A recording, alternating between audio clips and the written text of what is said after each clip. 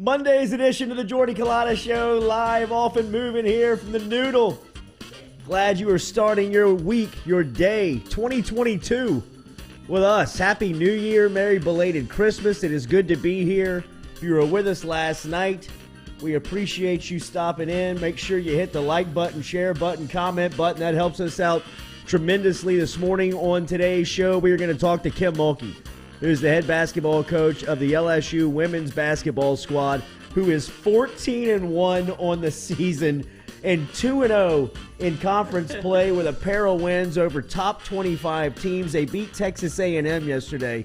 A&M was ranked number 23 in the country, and behind Alexis Morris, the former Aggie, who had a career-high 30, the number 19 team in the country, LSU women's, rolls over Texas A&M and gets another win as they win 75-66 at the Maravich Center. We'll talk to their head coach, the Hall of Famer Kim Mulkey, coming up here at 8 a.m. this morning. The college football playoff championship is set.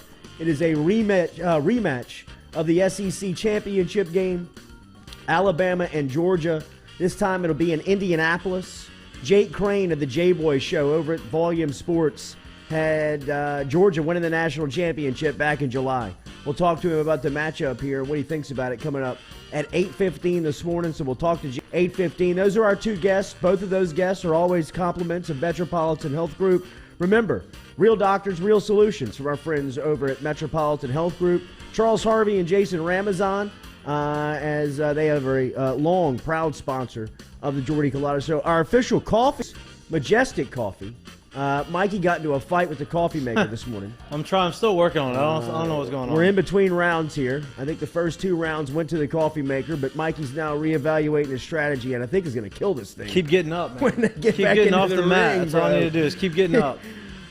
He is frustrated. He has talked a lot of shit about this coffee maker. I feel bad for the coffee maker when he makes his way back into the kitchen, but Majestic Coffee, DeliciousSips.com, and our water is True Blue Water.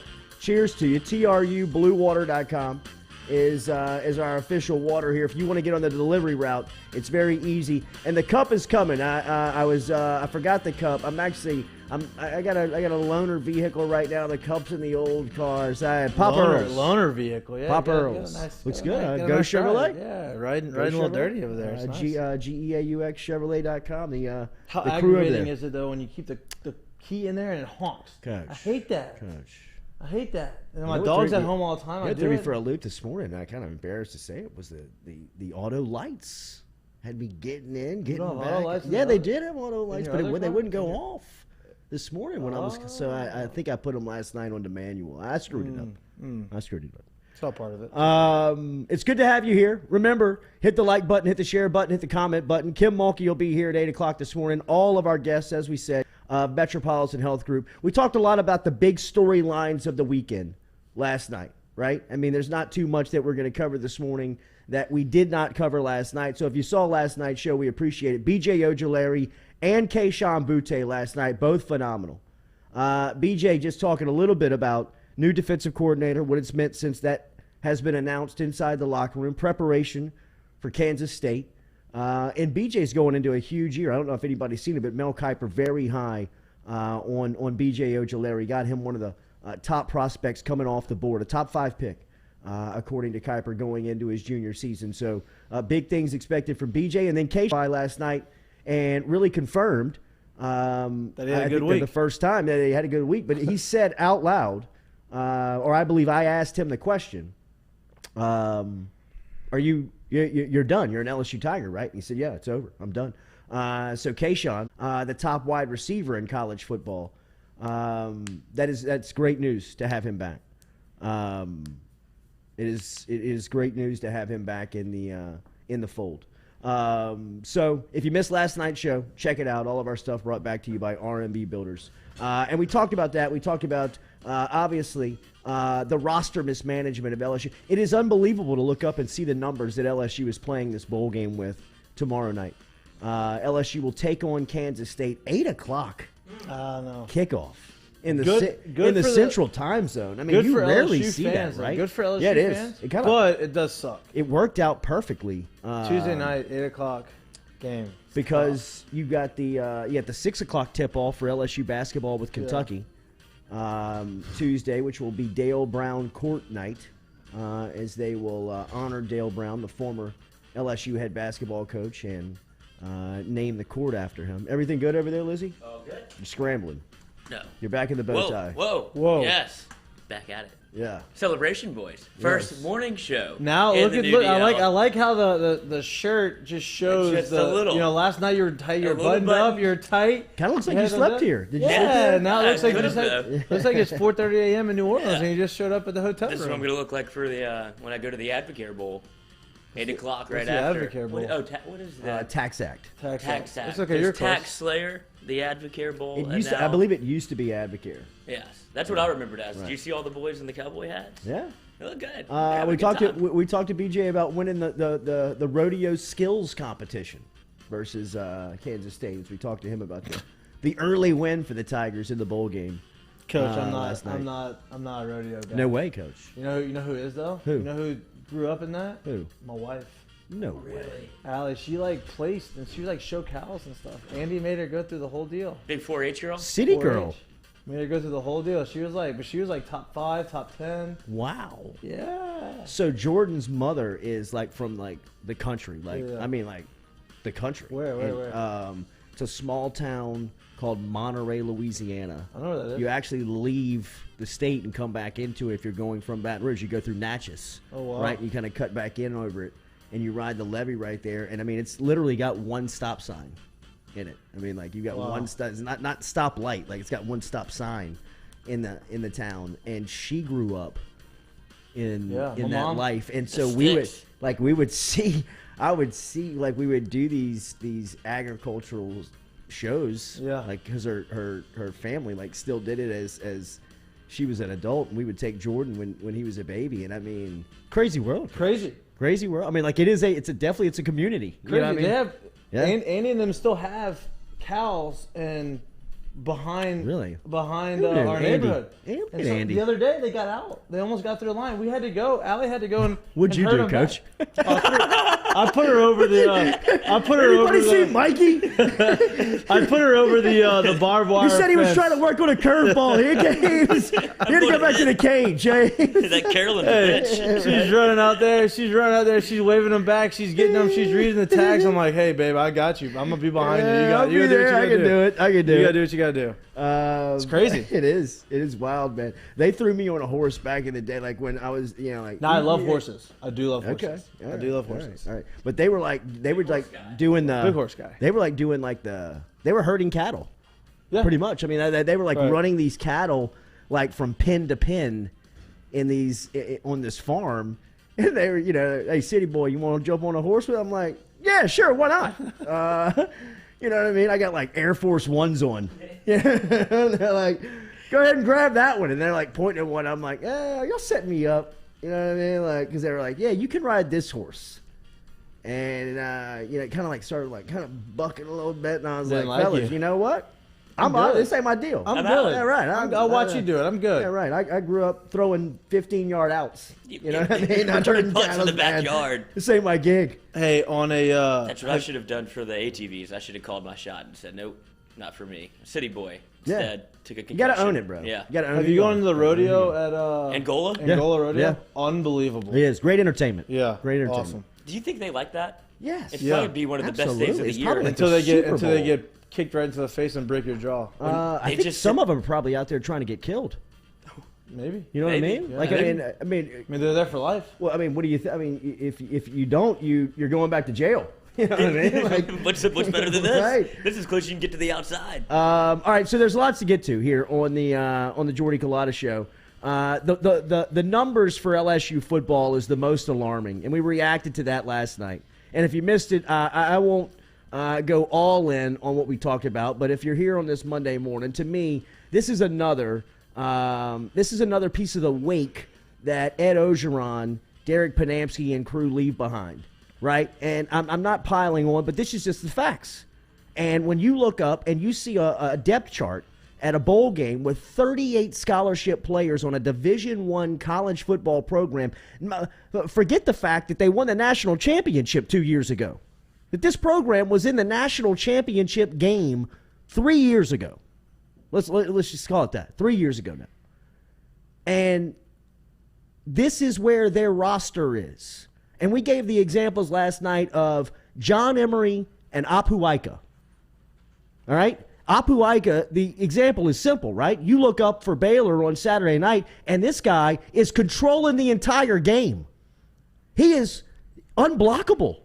The line of scrimmage is dominated by Ika on Saturday night in the Sugar Bowl versus Ole Miss. They had no answer for him. They could not block him. They could not double team him. They could not move him.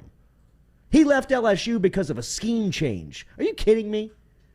Like, that is one of the most mismanaged pieces of personnel that I can sit back and look at. The fact that you give up on that guy, you let that guy walk because the scheme doesn't fit. Like, hey, coach, figure it out. This guy's a pro, right? You're going to let this guy walk? Because let's just say that LSU's in the Sugar Bowl on Saturday. What would it have been like to see Apu Ika dominating Liam Shanahan? What would that have been like? It would have been just about as bad as watching Dare Rosenthal leading the offensive line when you went to Lexington. Another mismanaged piece of the roster. Now, that was on compliance, and and like some of you were reacting on, social media yesterday. Not all of the accountability falls at the feet of the head coach, and you're right.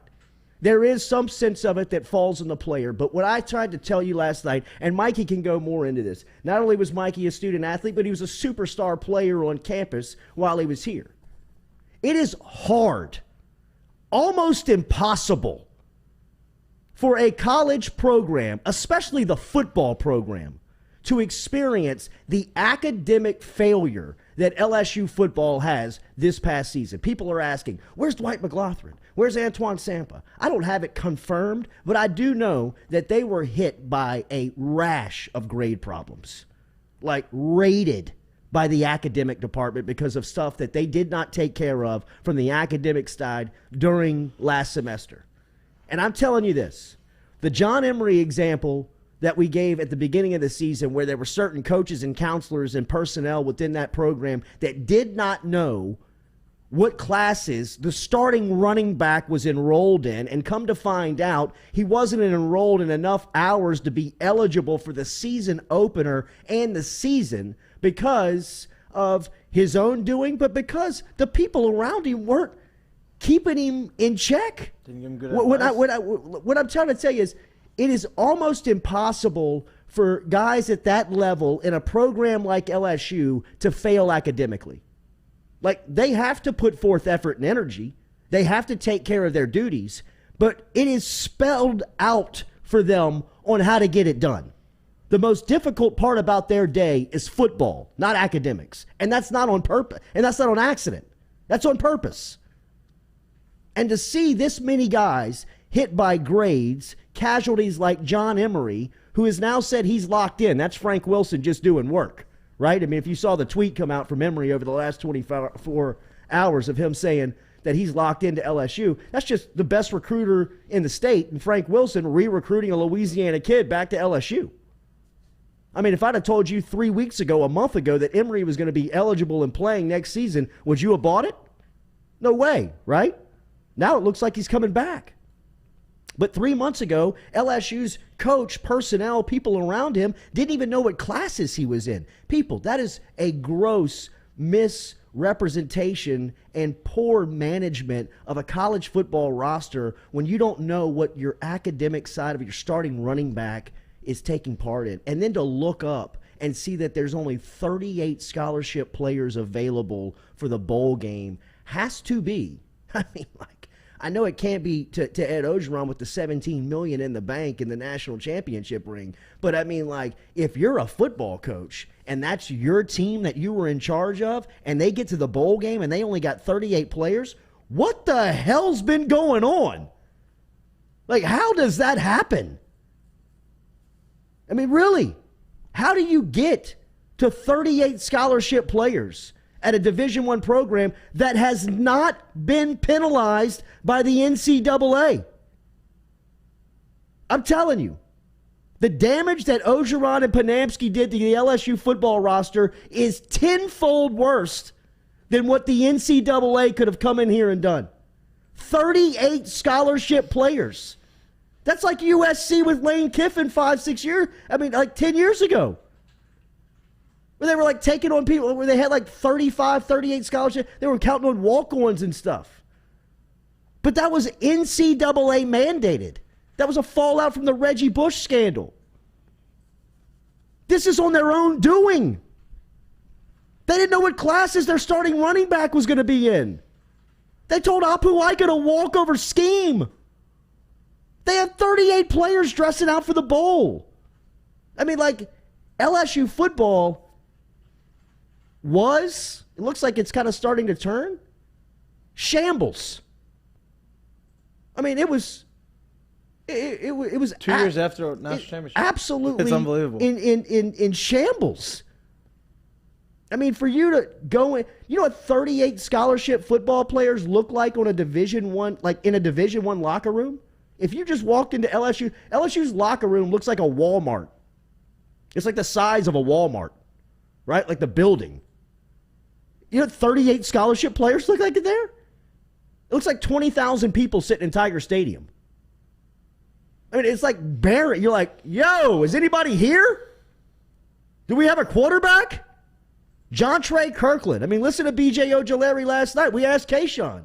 Kayshawn, you ever seen Jontre play quarterback? No. You think he's going to play in the bowl game? That's what I heard. He's the best player on the team. Maybe the other best player on the team for the last 2 weeks has been on the show saying he's starting. I mean, like, I love to see it. I can't wait to see it. But it's really happening. I mean, like, they're really going to start Jontre Kirkland in a bowl game because they ain't got a quarterback. Yeah, Matt O'Dowd. He's on crutches. What? That's what I heard. What? Yeah, like Coach, I'll tell you this. If I'm a walk-on quarterback and I have an opportunity to play in a bowl game, bro, you better amputate my leg before I am not playing. I'm not showing crutches. I'm you know what, I'm going, huh? No, I'm not going to ask it. What? I don't know him. I don't know him either. I'm just saying, like. No, I'm with you. If this is my one opportunity to say, hey, the likelihood of me getting in a game is zero. Is zero after this. Coach, I'm driving to Mexico, and I'm getting as much pain pills and as much illegal over-the-counter shit, and saying, hey, you know what? I'm making myself play. I don't care if my leg's broken. Stick a needle in my eye. I need to do it. I need to figure this out. It's the only chance you got. No, for sure. Well, doesn't that speak to the incompetence also is because of how they handled the Nussmeier situation with the red shirt? Because if you don't play him in that one game, then you don't burn the red shirt the way that you did. Doesn't play in the Arkansas game. We don't. Right. Mm-hmm. So if he doesn't play in that Arkansas game, or I guess Dougie Nussmeier and the quarterback kicked the door down, essentially, is the picture that O painted. And so if you are able to save that game, at least you have that in your back pocket to where you have a scholarship quarterback on your team, and now you don't. And so this is where it leaves you, where you have your fan base rooting for lecture star quarterback that got ahead and taken a snap at quarterback in 5 years. And that's who the fans want to see. Yeah. No, it's going to be look, man, it's going to be entertaining. Brian Burge is curiously excited to see how Kirkland performs at quarter. I think that's probably the overriding sentiment of the entire fan base. Is people are kind of like, man, something to look forward to. This is a little intriguing. Yeah. All right, let's see what LSU looks like. You got a new coach. You got somebody that's got nothing to lose. Brad Davis has been retained by Brian Kelly. His job security is safe. He could go out and win 60-0 or get clubbed 60-0, and he's still going to have a job. So, I mean, from that standpoint, you go out there with really nothing to lose, which is a really great place to be in sports. You know what I mean? Like, when you have that mentality of, guys, we got all the case of the efforts. Like, screw it. Let's just go play. And I really believe if LSU goes athlete on athlete, even with 38 scholarship players, there's still not guys on Kansas State that can guard Brian Thomas. Well, offensively, they're not depleted. They're more depleted defensively, right, than offensively. Yeah.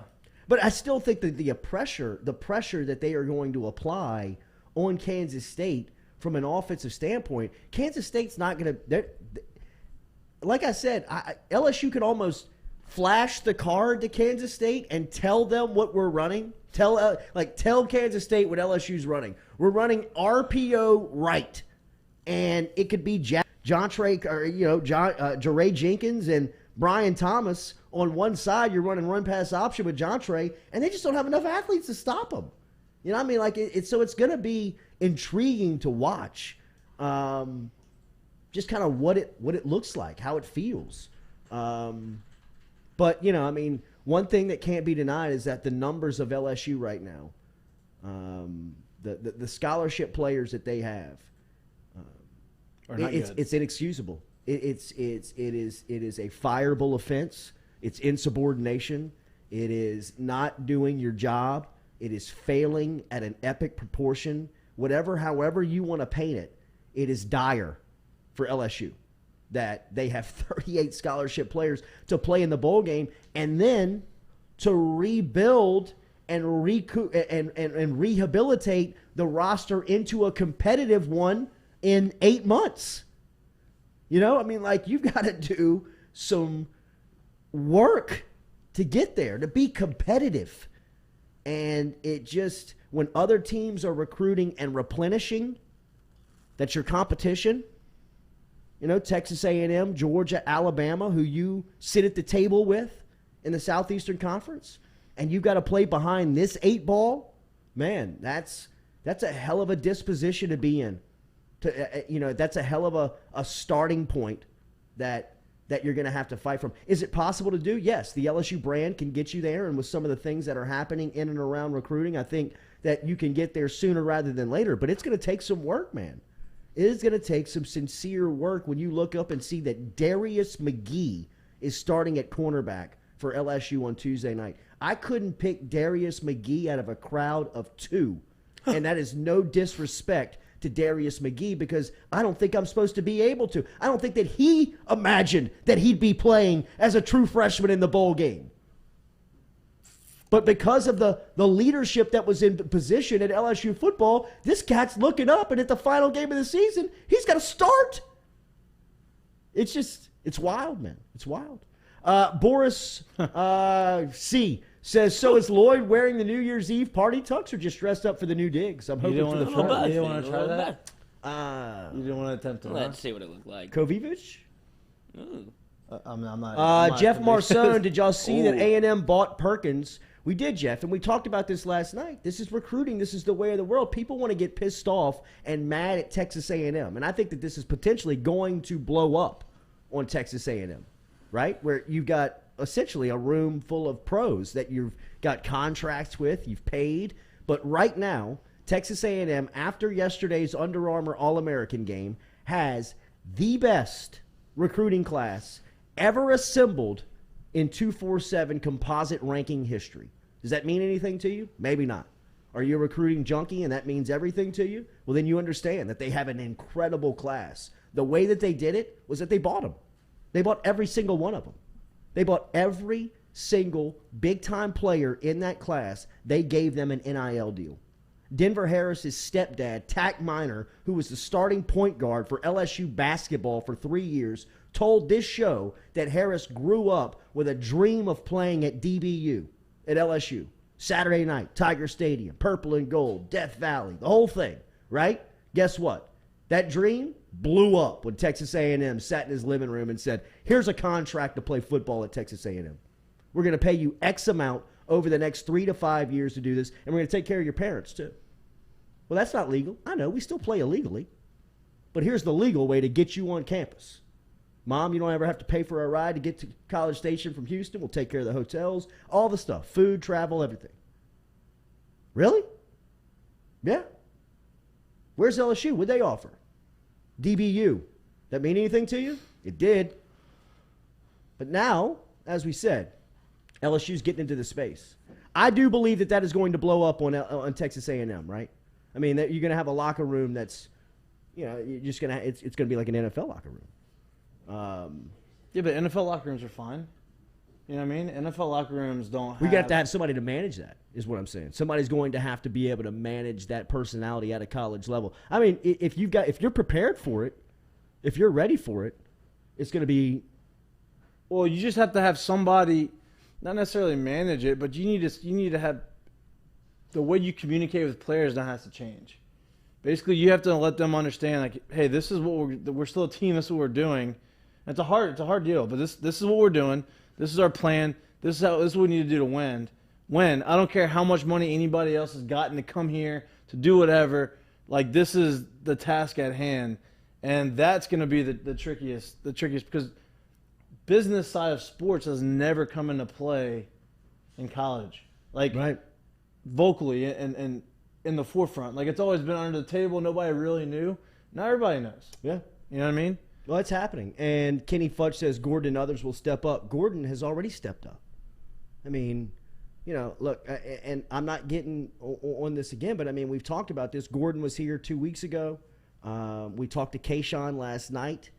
There are rumors and reports out, not reports. There are rumors and people that I'm talking to that there is word Ali Gay wants to come back, and that Gordon could be instrumental in something like that. But if you heard Kayshawn last night, his deal's done. It's over. He's coming back to LSU, and Gordon stepped up and got that done.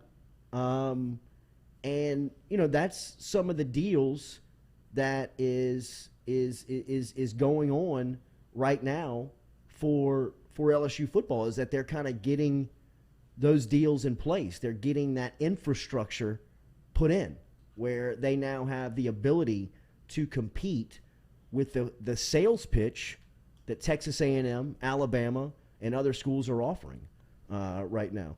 Remember, Daily, we are brought to you by City Cafe.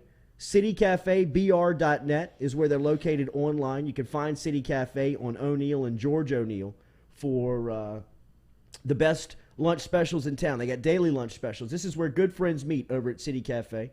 CityCafeBR.net. As we said, over 100 years in business. Squeaky Miranda, Cody Miranda. Every single day it's a different lunch special, and then Sunday brunch opens up at 10 a.m. Stop and find them on O'Neill and George O'Neill. They've got great Facebook, Instagram, social media that you can find at City Cafe BR. CityCafeBR.net is where you can find them online to keep up with all the daily specials.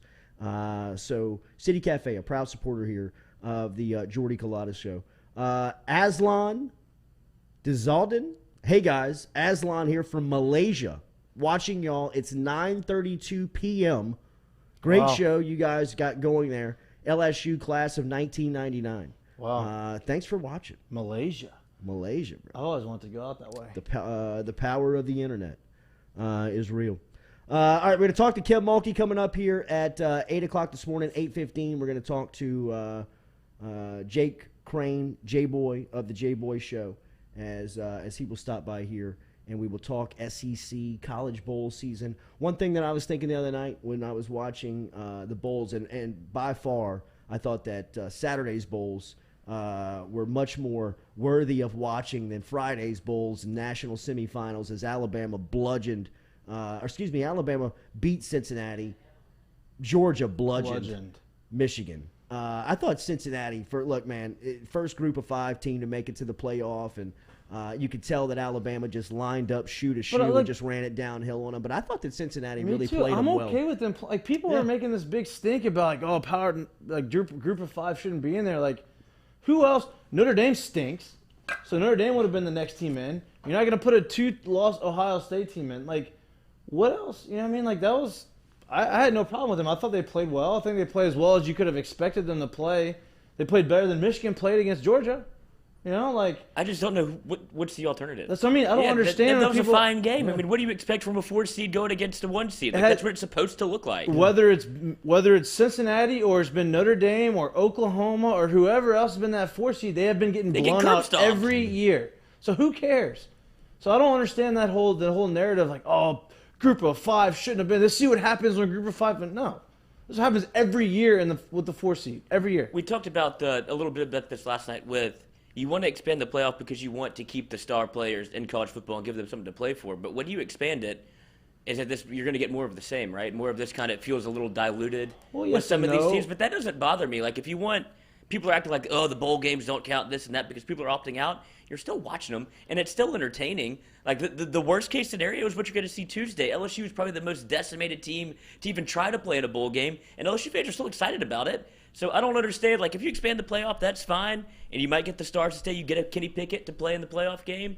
But if you're bitching about Cincinnati and Alabama, get ready to see more of that because it's going to be the haves and the okay with- have-nots. I'm okay They with- still It's so- exist. yeah, it still exists. The I mean, disparity is still there. Remember after week 2 who the college football playoff final prediction was, right? Georgia, Alabama. I mean, it was Georgia, Alabama. Yeah, I mean, even after 2 weeks of the season. So, I mean, we could talk about expanded playoffs and opening up and giving everybody a fair shot and getting group of 5 teams in.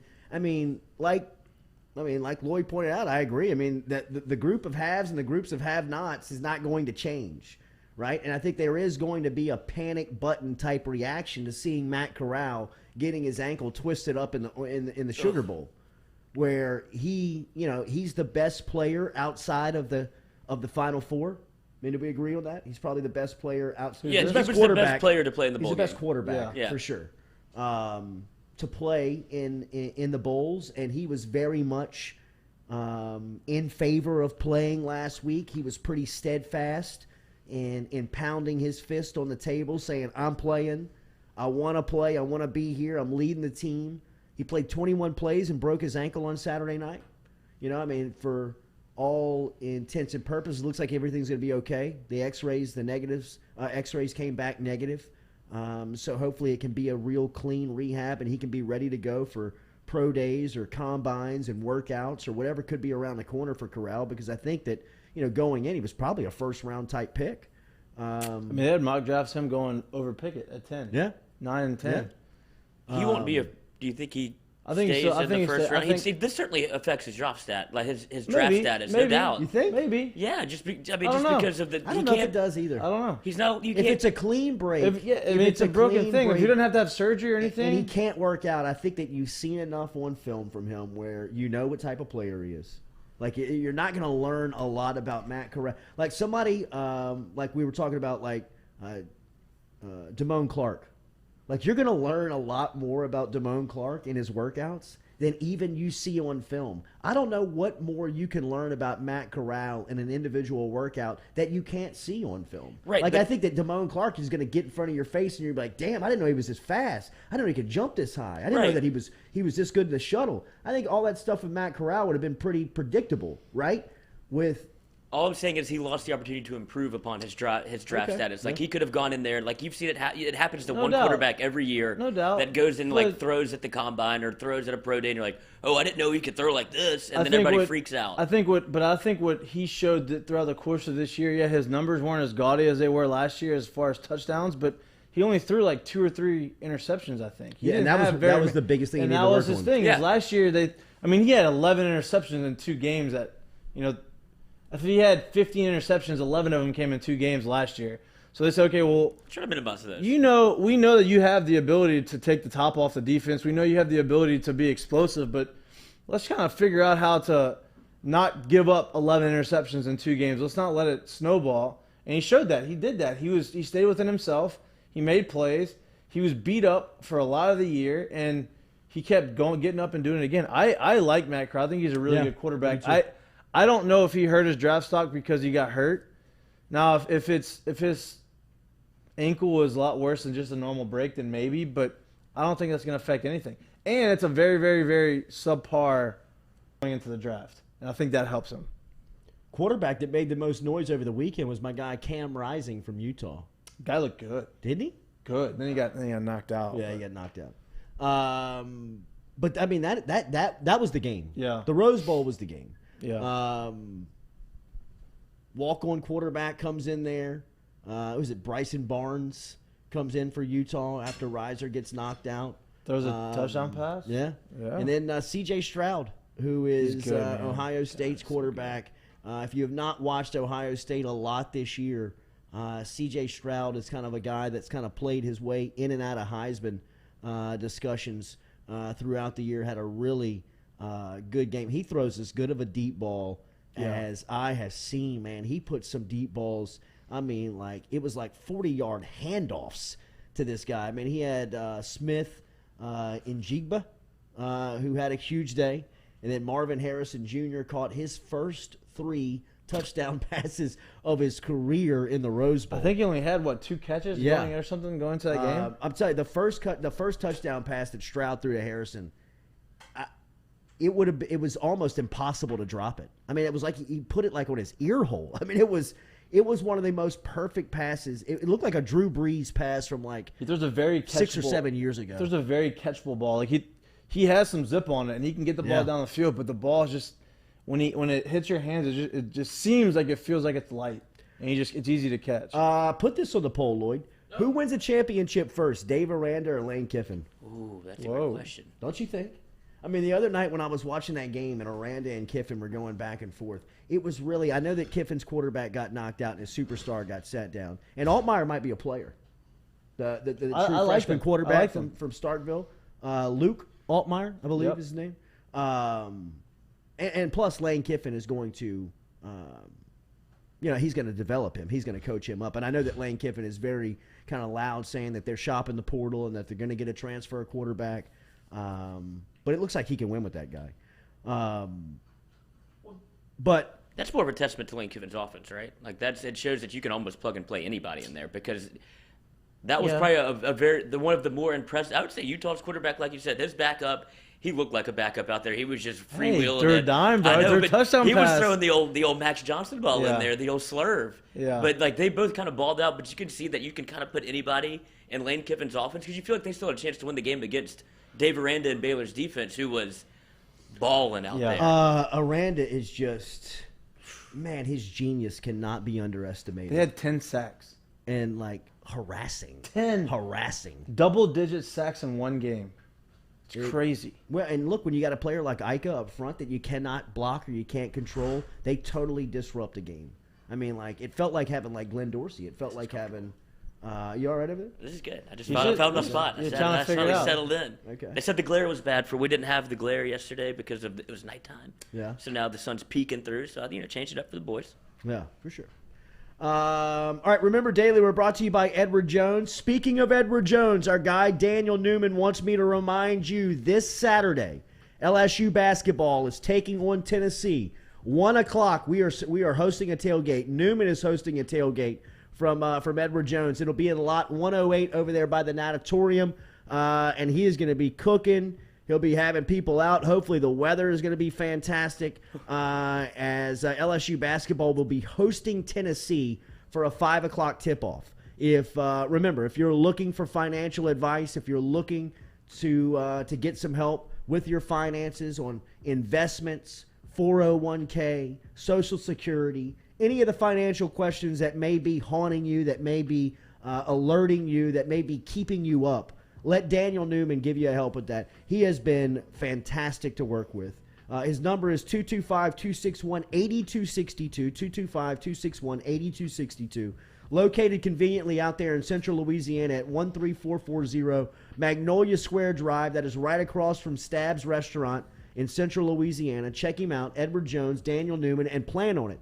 This Saturday. Cranks up about 1 o'clock. We'll all be out there at some point. But an LSU basketball tailgate hosted by Daniel Newman, and everybody is inviting. If you hear this, you are invited. It'll be in lot 108. We'll be over there.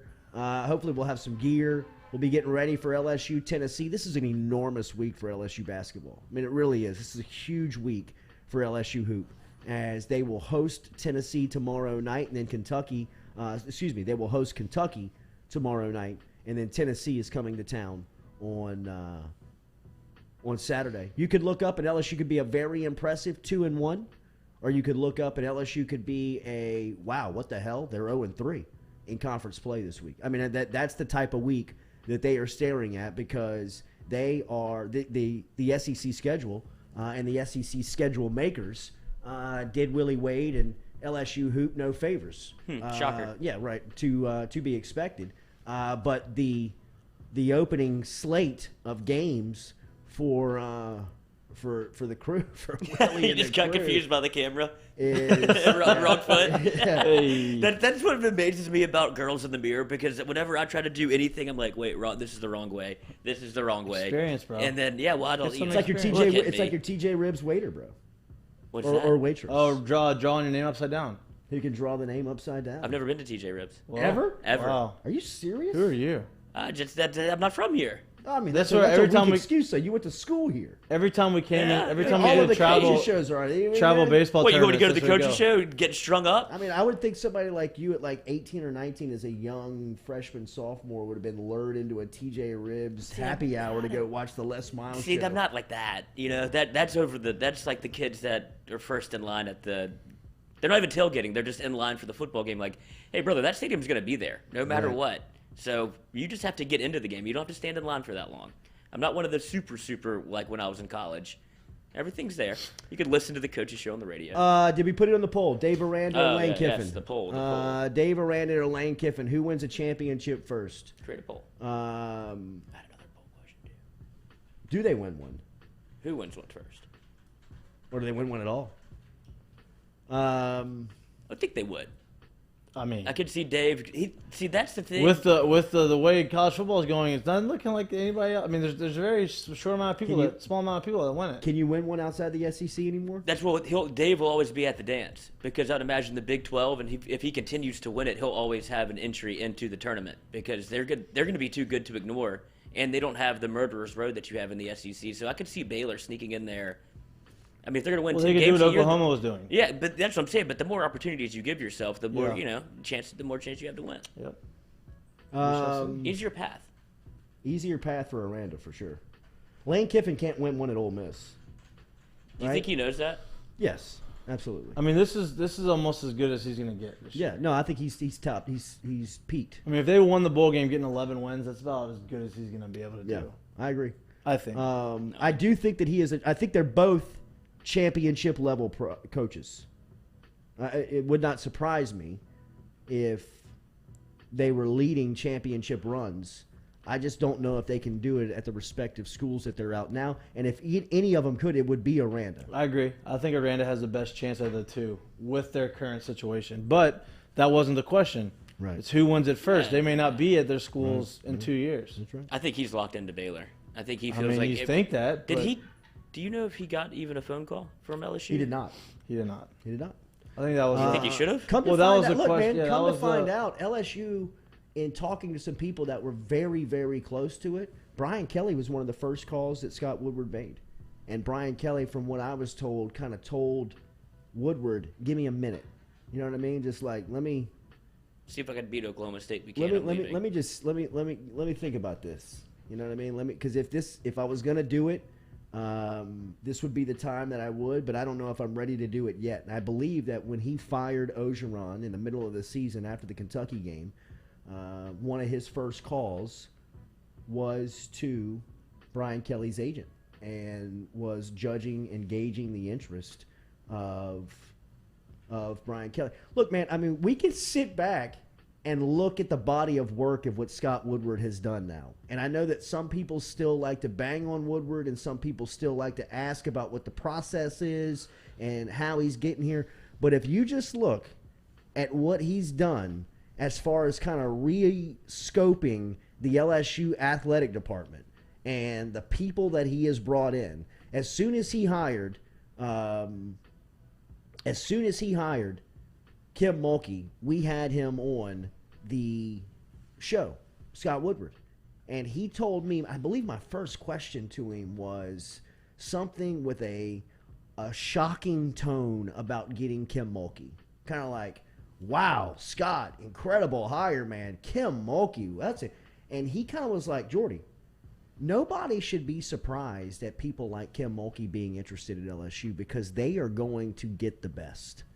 Like Woodward just said, like, we are going to get the best. And it was almost with the tone of like, nothing's going to stop you. Nothing's going to stop them. And obviously, money is not an issue, right? Like, money is not anything that's going to hold up the conversation. Not that LSU has it by the hundreds of millions, but whatever they need, whatever Scott Woodward needs, he obviously has at his disposal to be able to pay Brian Kelly for 10 years, $9.5 million a year, to be able to pay Kim Mulkey the amount of money that he was paying her, to go out and find a new volleyball coach that, look, I don't know anything about the volleyball coach, but I do know that the replacement for Fran Flory is supposedly like a heavy-hitting volleyball coach that he went out and snagged. No pun intended. Dig. Yeah.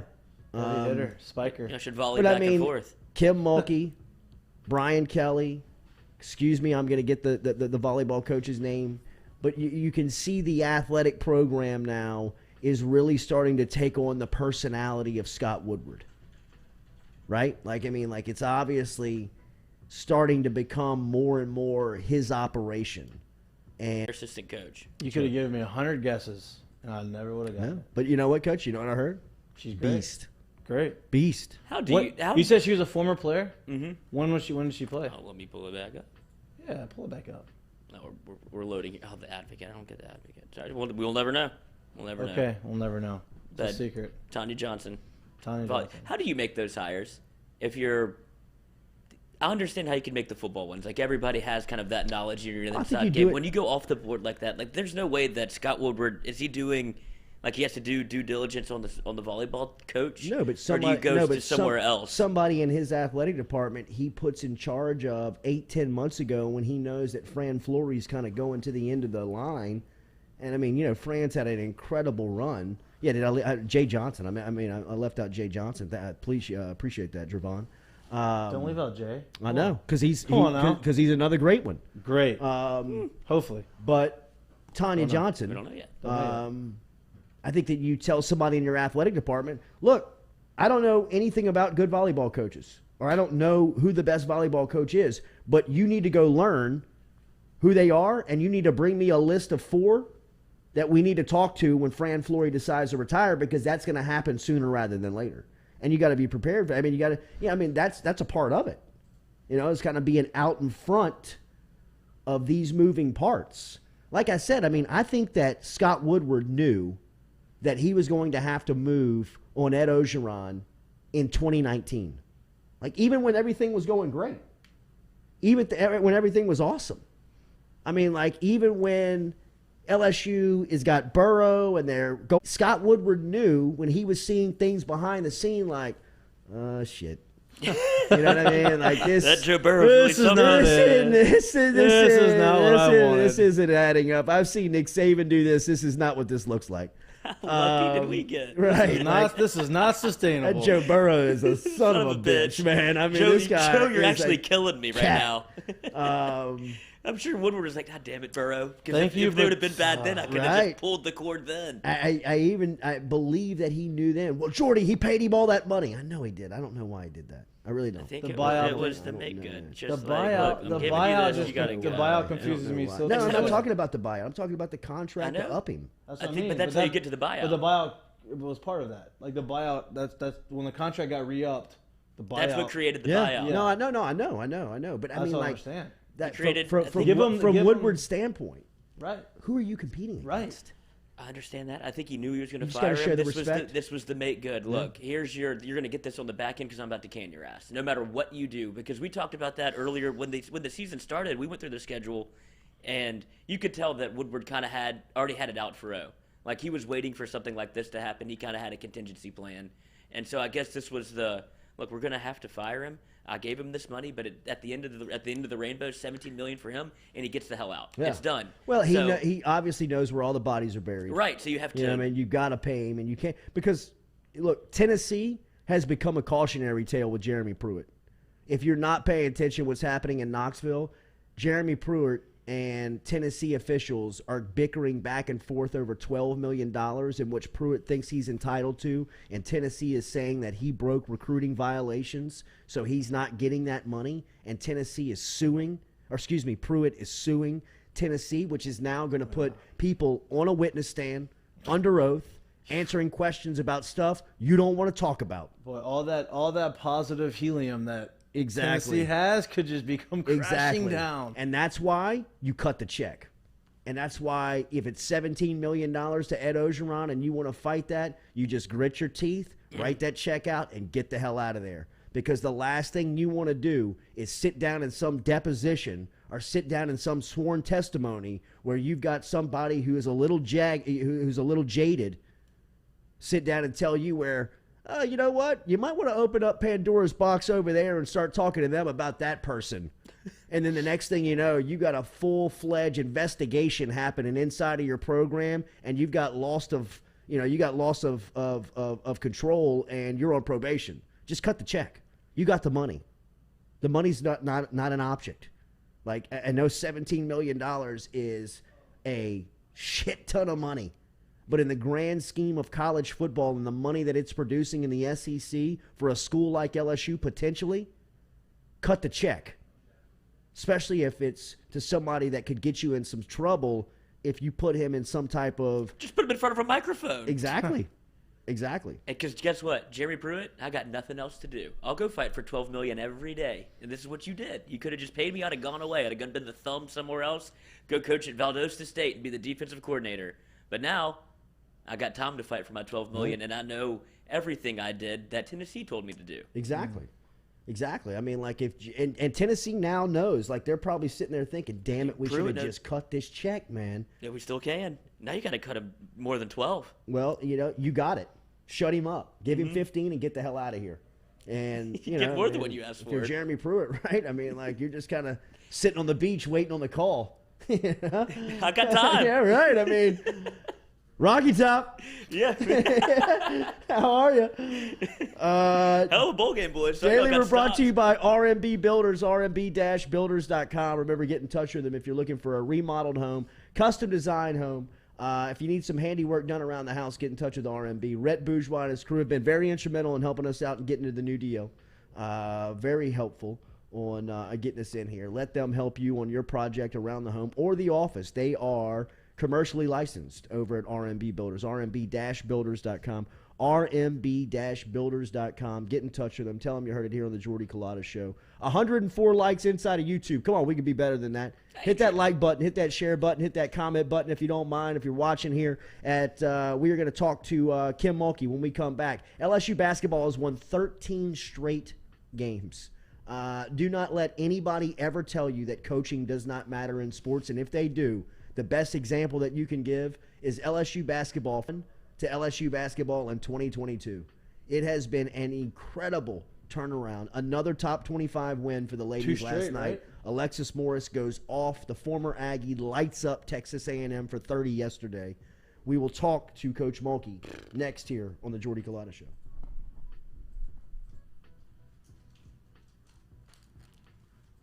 Hey, it's BJ Ojolari, and you're watching the Jordy Culotta Show.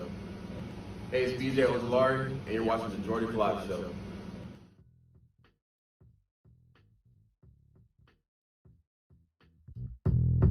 Gearing up for spring and summer down here in South Louisiana, and you want to keep your lawn maintained during these sunny seasons, get in touch with our friend Blake Abear over at Abear's Lawn Maintenance, where he says, you grow it, I mow it. 225-485-8022, 225-485-8022 is where you can find Abear's Lawn and Maintenance, the official lawn and maintenance company of the undisclosed location. Go Chevrolet is proud to announce Go Express Auto Sales, the new used car lot located in the capital city of Baton Rouge, Louisiana, at 11522 Florida Boulevard. Go Express Auto Sales is online at goexpressautosales.com, or you can search them on Facebook and social media at Go Express Auto Sales, the newest addition to the family of Go Chevrolet. Remember, Go Chevrolet is located down in LaPlace, Louisiana, but now welcoming aboard Go Express, the new used car lot located in Baton Rouge, Louisiana at 11522 Florida Boulevard. Papa Earl's, the fine spice, originating right down here in South Louisiana by our guy Mark Pop Norman. Developed it back in 2018 and won Amazon's Newcomer of the Year in 2019. They pride themselves in having 30% less salt and sodium than the leading brands at the same price point. You can find them locally. Look for Papa Earl's at Rouse's, Calandro's, Mathern's, High Neighbor, and more. Abear's Specialty Meats, home to the finest boudin in South Louisiana. 2 spots right here in Baton Rouge and out in Prairieville. Stop in and see them in the Dutchtown Shopping Center on Highway 73 or right here in Baton Rouge on Jefferson Highway. Online, abearsmarkets.com, and they're all over social media. You can find them on Facebook. You can find them on Instagram. Abear's combines perfect seasoning with that authentic Cajun flavor. Find out for yourself. Baton Rouge on Jefferson Highway and in Prairieville on Highway 73. abearsmarkets.com. GoFlow IV and Spa, 7970 Jefferson Highway is where you can find them, or you can simply go online to goflowiv.com. GoFlow IV Spa is a medical spa that specializes in IV hydration with vitamin infusion.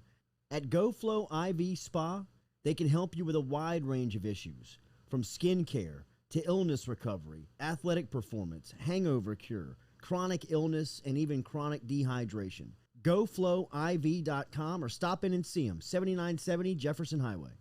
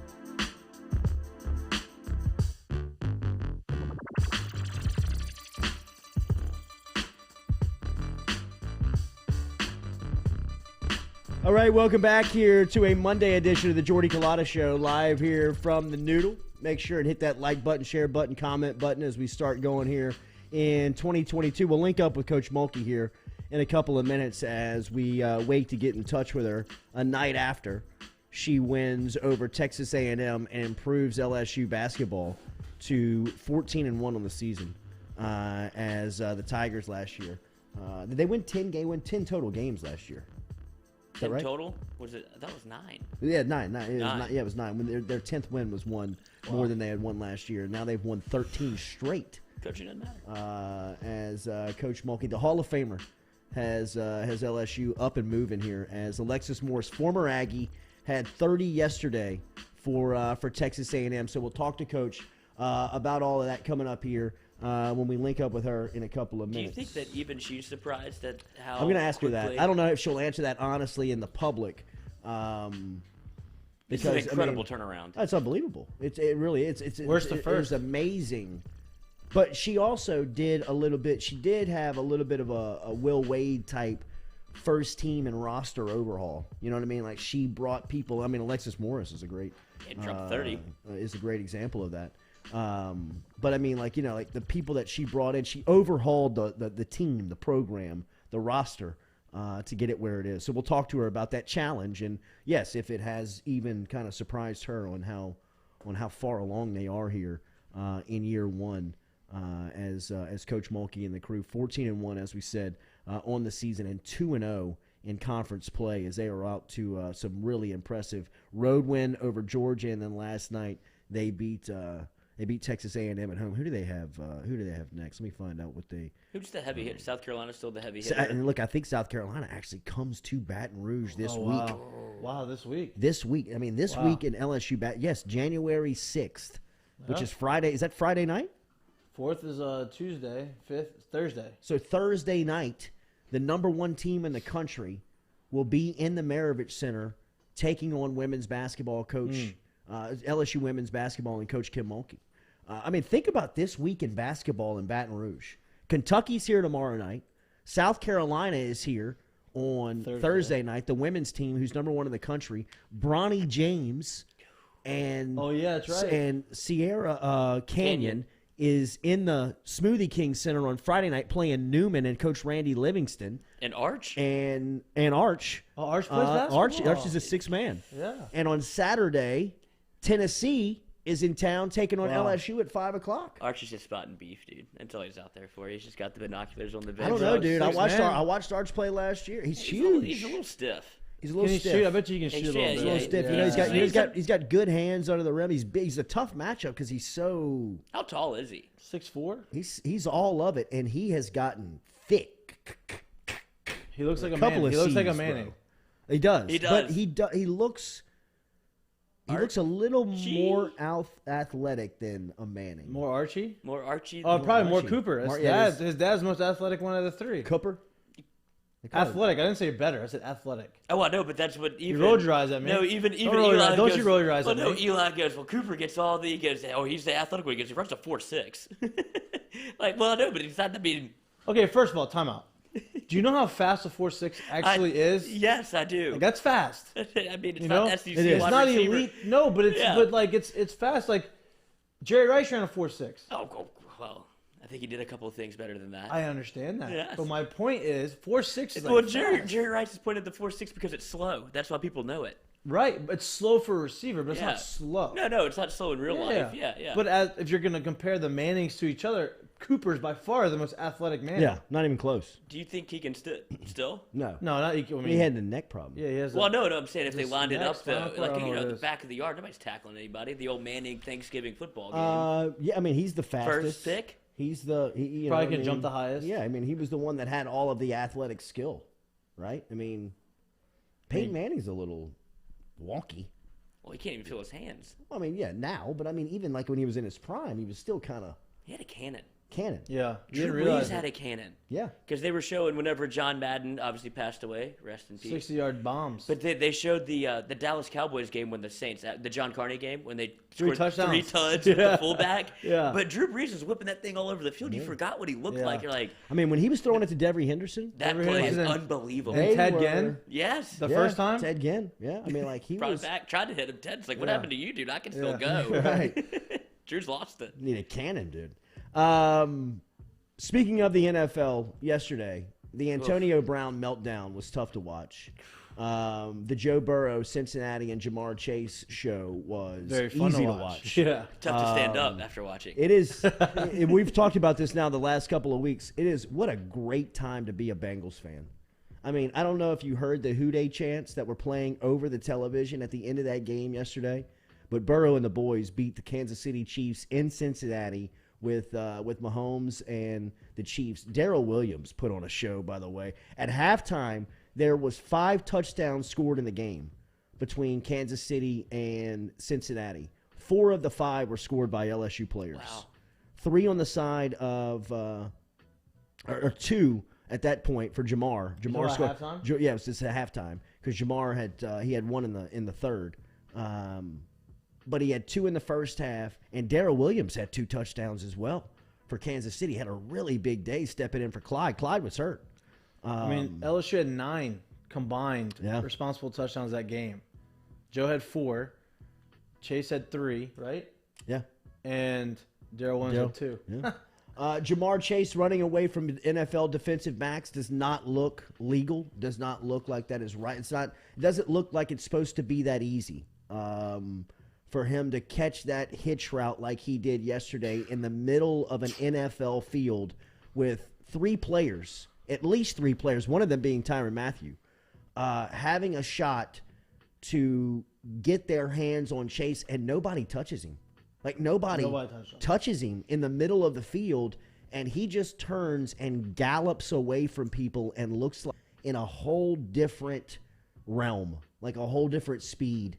And 70 yards later, he is in the end zone for his first touchdown of the day, where people is just like, my God. I mean, even Troy Aikman was like, this isn't supposed to be this easy. Like, I mean, this kid is killing cats out here. Sneed, the cornerback Sneed for Kansas City is going to have nightmares about Jamar Chase. When he grittied on him, he was the one that grittied? No, it was not Sneed. Ward. It was Ward. Ward Grittied on Jamar Chase for like a 5 or 6 yard drop.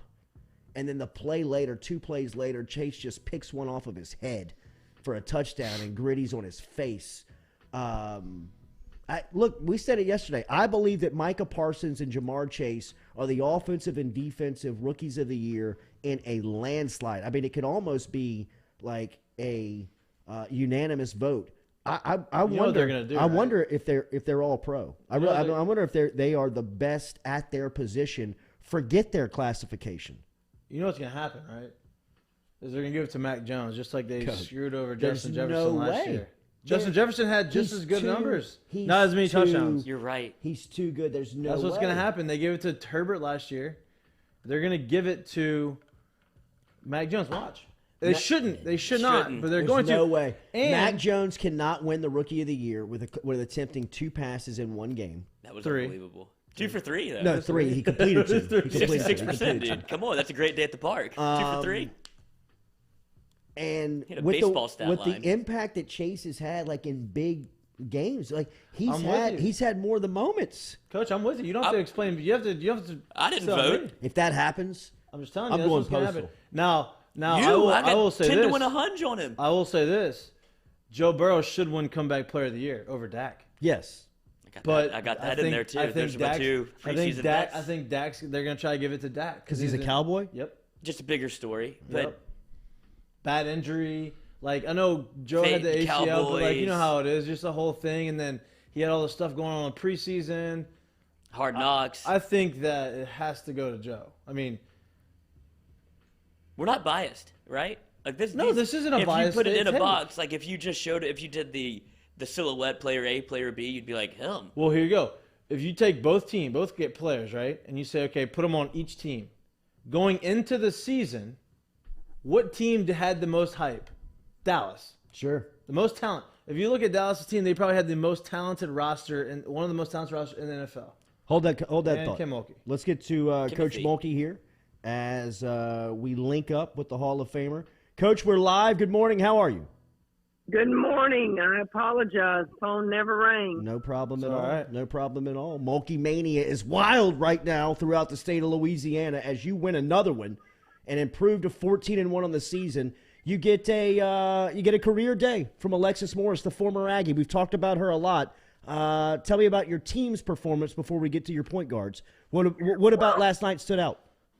Well, I think we just grind, and you know, we'll get a lead and then lose a lead, and then we'll be behind and figure out a way to compete. You know, Jordy, I'm proud of Alexis Morris. You know, it's hard when you leave a school. There's a lot on your back. Do I play good? Do I play bad? Everybody wants to play good against their former school, but sometimes it doesn't happen because you try to do too much. And I just thought she allowed the game to come to her. She knocked down some big threes for us.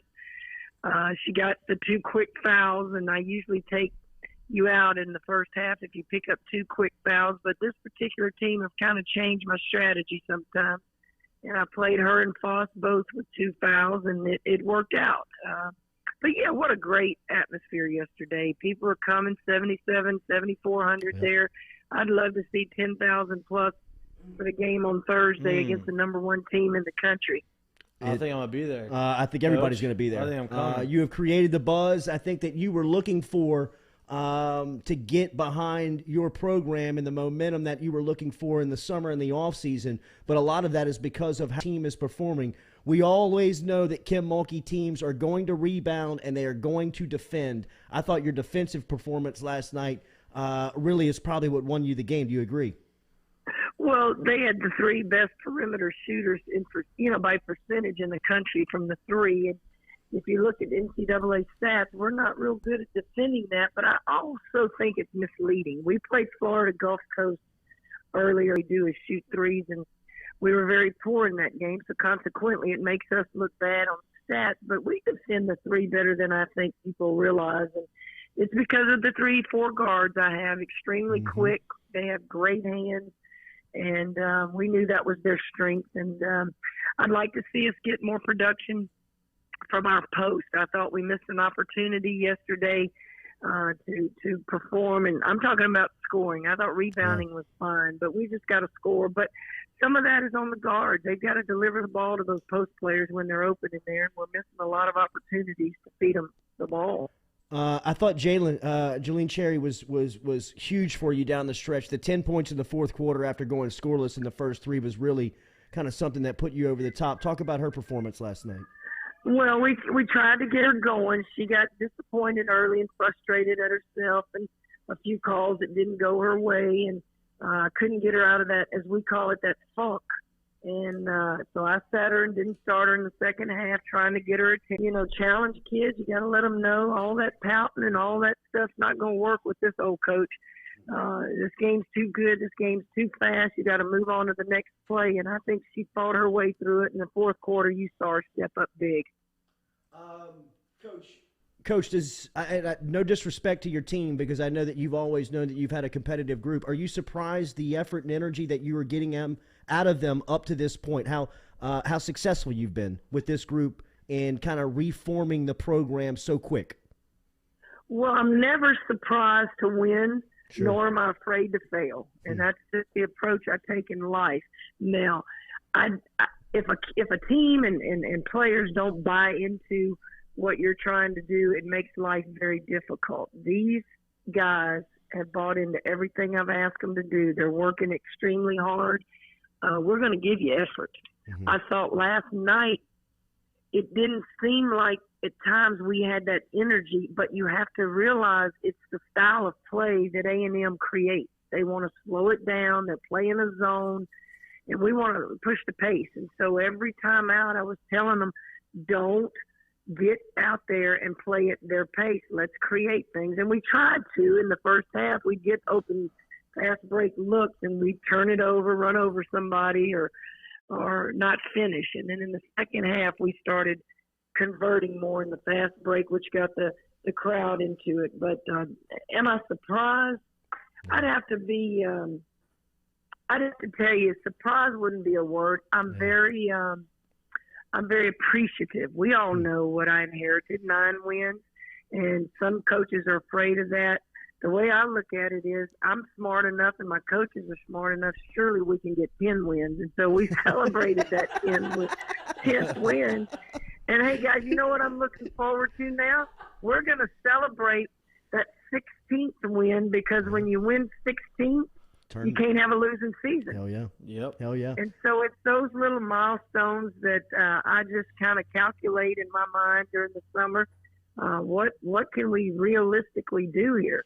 And so here we are, 14-1, 13-1. I don't know what we are, but when we get to that number and we can't have a losing season, we're going to celebrate that. You are you're 14-1 and you've won 13 straight. Anybody ever tells you, or not you, Coach Mulkey, if anybody tells you, the fan, that coaching doesn't matter, reference the women's basketball team at LSU between 2021 and 2022. It will be such a treat on Thursday night to look on the sideline and see you, a Hall of Famer, and Dawn in coaching industry. Forget women's college basketball.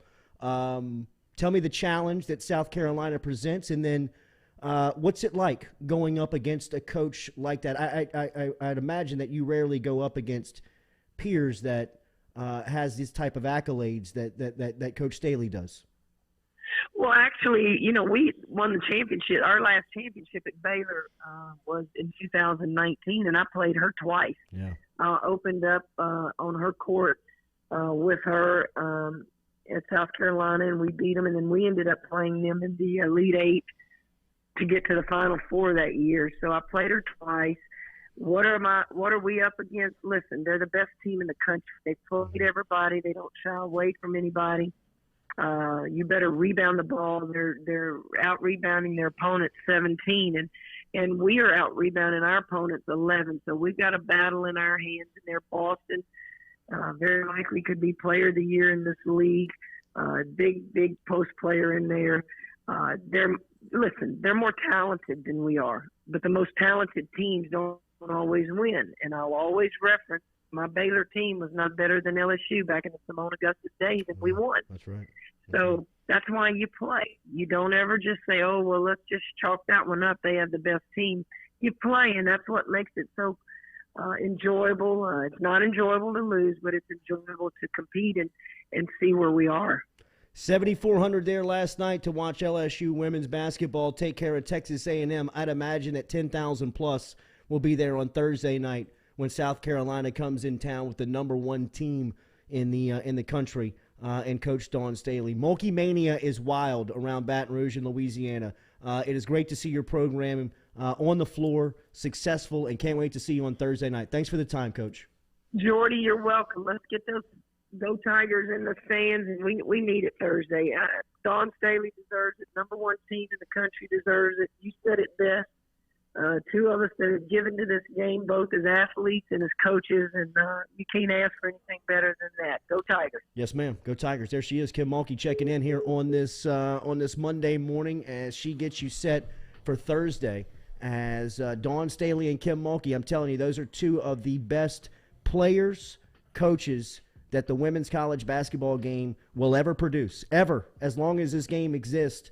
Those will be two that will be maybe on the Mount Rushmore of the sport, and they'll be on the sidelines Thursday night, coaching against one another inside the Maravich Center. If you were looking for entertainment, if you were looking for a ticket that you feel like you will get your price back as far as entertainment value goes, check out Thursday night inside the Maravich Center with South Carolina and Coach Dawn Staley coming in to take on Kim Mulkey and the LSU women's basketball team, who won 13 straight. I mean, that is, I don't know what you're playing, what your competition is. If you win 13 in a row, you are playing with some supreme confidence, and LSU will take that in to that game on Thursday night. It's hard to win games, man, especially when you compound and you go one win, 2 win, 3 win, and you got away with 13 in a row. I don't care if you're playing, mid-level schools. Yeah, You still have to win. It doesn't matter. Like, It doesn't matter. yeah, like Whatever- a little pickleball reference You there. went 13 in a row. You got a big pickleball. match You're- this week, don't you? Every Thursdays, I think I maybe have to miss the Thursday match today to go to the women's game. Okay. How does that work? Okay. You get the courts, and we send a text message to the group and say, hey, we got the courts from this time to this time, and who's in, and you get the courts, and then we draw cards. So you have cards, aces, 2s, 3s, 4s. You draw. That's how you draw your team, and that's who you play against. Oh, okay. So you don't So have it's like not- a you don't pick permanent. teams. Oh, No, okay. no, But no. I would imagine that people want your first pick every No, time. no. Really? No. Yeah, we got guys that play tennis. Like the tennis pro plays with us there, and he's obviously cheat would code. be the number one pick. Yes. Yeah. It's tough. Never played pickleball. It's tough. I'm not great. My backhand's not great. Forehand's not bad. I believe kinda last time circle I played around it. pickleball was Tried when to. we were younger, man. Yeah, I played in PE. Yeah, PE. PE. That's PE when I for learned sure. how to do it. Daily, we're brought to you by Falaya Real Estate. A lot of exciting stuff going on at Falaya Real Estate. We opened up our new studio. Falaya's got a new studio as well, as they are in the podcasting realm and will bring in and are looking for more ways to educate the buyer of real estate, the seller of real estate. Over at Falaya, they're doing that. Falaya.com is where you find them. You can download the app and stay up to date with all of the properties. Flip your house, Falaya.com. I'm Flip about your to go. house. I'm going right Flip to your it, house. dude. There it Going is. right to it, dude. There it is. Such a baller house. dude. Conveniently located right here in, Who builds that there? in Mid-City. Where is it? It's right on the corner of Glenmore. It's probably 5 blocks from Catholic High. You've Oh. passed it up. You've passed it up a lot. I don't think my kids Like, are going to you've Catholic. seen it. No, they're not. Didn't you get? Asked to Squelched leave. out of I there? preferred asked to leave. You had to leave Catholic? What happened here? I didn't hear this didn't stuff. do the. I was. You know what? Really and You weren't truly. a Catholic guy? Really and truly, it was on. I was a shithead. That- Parkview. Okay. Yeah. But Where it they was all like it was go. like the little stuff, bro. Like I didn't shave my face. I didn't tuck my shirt in. I didn't yeah. tie my shoes. had to shave I your didn't, gum. I You didn't, had full beard in yeah, high school? gum, beard, full. Whoa. Full, like freshman. Whoa. And it got to a point where he would hand me. That's an Italian. He would hand me the dry razor and stand with me over the bathroom in the bathroom, No- and he would make me No shave shaving my cream? no shaving cream, and he would only let Hot me use water? the water. Yeah. Oof. Because I See, mean, like, I don't because think that's fair because to it you. got It's not to a your it fault. got to a point. Well, I mean, it But was. nobody else has to do. I with would that. leave, and he would tell me to shave, and I would come back the next day, and it would be a day worse. Who is this guy? I'm not giving names. I know him, and I still talk to him, and he's good to me, and That's a little I bit of a deserved bit- it, bro. I know, I'm I telling get where you, you're I coming Sometimes from. you need some tough love, man. I deserved it. I I mean, I truly was. deserved I can't imagine you were the I was the angel worst. in high school. I I can't was imagine the that. worst. Mom's heard stories on here. She's like, I didn't know that you were such a shithead. And I was like, well, yeah, dude. Why do you think they Yeah. were coming after me all the We've time? all had some. We've all. I had was high school stealing stories. lunch cards and selling them for a discount. Wow, Yeah. you're an Yeah, shit entrepreneur, like that, dude. bro. Yeah, Entrepreneur. Like, absolutely. Cheating on tests. nothing like Yeah, nobody was lanyards. nobody was dying. You know what I I'm mean? just trying to help people nobody was nobody was smuggling drugs in. No. It just was, bro. I didn't understand it. Come on, man. We're paying You're not tuition. You supposed to got paid park for lunch. there. They're double tapping you. Right, It's like, so yeah. you know what? I'll undercut them and I'll steal them and sell them because whenever you would pay for it with a check, the lunch ladies, I was taking advantage of it. They'd have to walk to the back to go put the check up, or if you give them cash, they'd have to walk to the back to go give you change. And so they would just leave a stack of lunch cards, and I would just take half. Yeah, I'd put them in my pocket, go to the bathroom, deal them out. You know, nobody's the wiser. Just trying to help the people eat, dude. Food sucked anyway. Trying to get some extra money in your just pocket. Trying to help. Fine. But yeah, same spot. Didn't have to, you know. It's not a big deal. But you didn't get kicked out of school. Or asked to leave. Almost did. A couple times. Somebody was lurking around the car a little too heavy. SRO, like, just do your job, bro. Don't be looking at. At least you know it. Yeah. Well, I mean, you know, it's just. Was there ever a day when you didn't have to use the razor? Like, would he be like, and you're like, actually, got you. Yeah, I mean, I'm sure. It got to a point where I had to. That's gonna be so annoying. Young. It was, yeah. I still don't get to that point. Because you're at what, 14? 14, 15. Having to wake up early just Dave. Yeah. You know what I mean? Like, there's no routine yet. It was like all different ways, but shit was growing back all. I mean, it was. Got cowlicks on my face. it was nuts, man. Jake Crain of the JBoy Show of Volume Sports and we talked about Falai. Yeah. Is going to be here next. We'll talk SEC in the championship again. Georgia taking on Alabama. We'll ask him about the bowl season, what he thinks LSU is going to look like tomorrow night at quarterback on Tuesday night as they take on Kansas State. Jordy Culotta Show, driven and powered by Go Chevrolet. Nick Richard, who I see inside of the chat app, Nicky over at Go Chevrolet. Stop in and see him in LaPlace and in Baton Rouge. Go Express Auto Sales. Asked about if we covered what the hell happened to Antonio Brown yesterday. And we talked a little bit about it. And one thing that we did say yesterday that I think if you have not checked it out, go back and listen to it, is Tom Brady's answer after yesterday. It would have been an easy chance and an easy opportunity for Brady to pounce on Antonio Brown. He went the opposite, showed a lot of empathy and showed a lot of sincere care about what the hell's going on in Antonio Brown's life, because he looked, if nothing else, very unstable. So Antonio Brown to go in the game, right, is what everybody knows. Well, apparently Antonio Brown didn't feel like he was physically ready to play. So he says, fart? What's that? You have to fart? No, I didn't have to fart. Didn't fart in the doctor's face. Did you see that? But he also says no. So he says no. So he doesn't go. So they do it again. He says no. He says, but he wasn't going because his reasoning was he didn't think that he was physically ready to play. And my thought was, why are you dressed out then? And so that was their thing. It was like, hey, if you're not going to play, get out of here. You're done. And they cut him right there on the field. And then obviously everything went to shit. But I thought it was just he was just saying no. Obviously he was saying no because he didn't think he was ready to play, which he was ready to play. He was fine. He just didn't want to play. But that was the reasoning. People were asking, what's the reasoning? Like, they hear his side of the story. Well, that's what kind of how it went down. Doc Knock, Brady handled it better than the head coach. That's why he's Brady. Well, also, he didn't want, I mean, somebody has. Bruce Arians didn't want him there anyway. And somebody has to give the account of what happened and what's going to happen. And Bruce Arians was that guy. He was the guy that had to say he's no longer a Buck.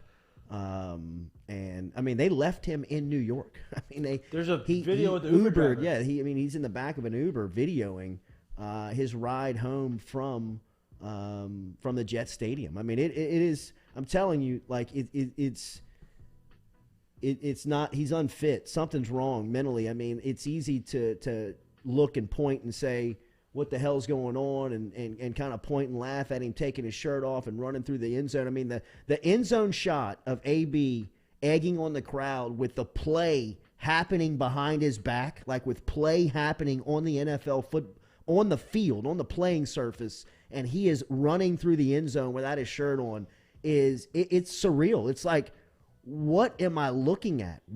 This is wild. This guy he's lost it. He's melting on national TV. It doesn't care. And has zero concern. Love the spectacle. Pardon my take, the Barstool Sports Podcast, they have an interview with the Uber driver that picked up AB. I haven't heard it yet, but that's a great get. Like, just because you want to get every angle of the story, and that's like, a great one. What was he talking about? Like, don't you need to go back to Tampa? Like, no, it turns out I got cut. Like, all right. I bet he balled out last night. You would think so, yeah. All right, we're going to talk to Jake Crain, JBoy, here next about SEC football, bowl season, LSU, national championship, all coming up here next on the Jordy Culotta Show, driven and powered by Go Chevrolet.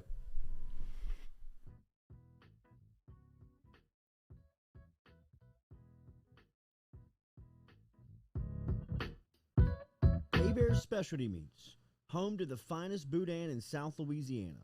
2 spots right here in Baton Rouge and out in Prairieville. Stop in and see them in the Dutchtown Shopping Center on Highway 73 or right here in Baton Rouge on Jefferson Highway. Online, abearsmarkets.com, and they're all over social media. You can find them on Facebook. You can find them on Instagram. Abears combines perfect seasoning with that authentic Cajun flavor. Find out for yourself. Baton Rouge on Jefferson Highway and in Prairieville on Highway 73. abearsmarkets.com. Go Chevrolet is proud to announce Go Express Auto Sales, the new used car lot located in the capital city of Baton Rouge, Louisiana, at 11522 Florida Boulevard. Go Express Auto Sales is online at goexpressautosales.com, or you can search them on Facebook and social media at Go Express Auto Sales, the newest addition to the family of Go Chevrolet. Remember, Go Chevrolet is located down in Laplace, Louisiana, but now welcoming aboard Go Express, the new used car lot located in Louisiana at 11522 Florida Boulevard. Papa Earl's, the fine spice, originating right down here in South Louisiana by our guy Mark Pop Norman. Developed it back in 2018 and won Amazon's Newcomer of the Year in 2019. They pride themselves in having 30% less salt and sodium than the leading brands at the same price point. You can find them locally. Look for Papa Earl's at Rouse's, Calandro's, Mathern's, High Neighbor, and more. 7, 6, 5, 4, 3, 2, 1. You'll never have the sacred stone. Oh, this you crazy mother.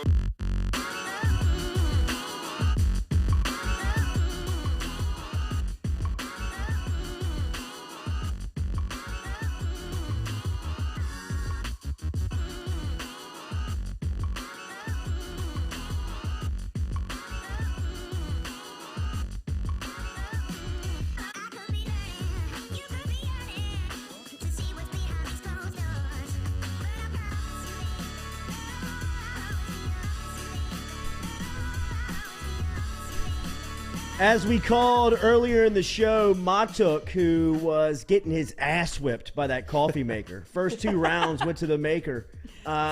We stood by our boy. We stood by Matuk. We knew he was going to have late rounds, that he was going to shine. Turns out he knocks the coffee maker down to the mat. Here during the 8 o'clock hour, he's got a fresh cup of brew that he made himself on the new coffee maker. He's smiling. He's proud of himself. We're proud of our boy. We're collecting our winnings. Got a little energy going on here. Speaking about our boy that we're proud of, how about our boy Jake Crain of the JBoy show calling Georgia the national champs back in July? We were a couple of days away from watching Georgia square off in the national championship against Nick Saban and the Alabama Crimson Tide. JBoy is a great college football insider. There is a lot to get to him with here over the next couple of minutes. Happy New Year to our friend. Merry belated Christmas. I made a trip to Auburn's basketball arena last week for LSU and Auburn. What an incredible environment. Yeah. And, Jake, they look like a Final Four squad. College football, tell me what you think about War Eagle on the Wood.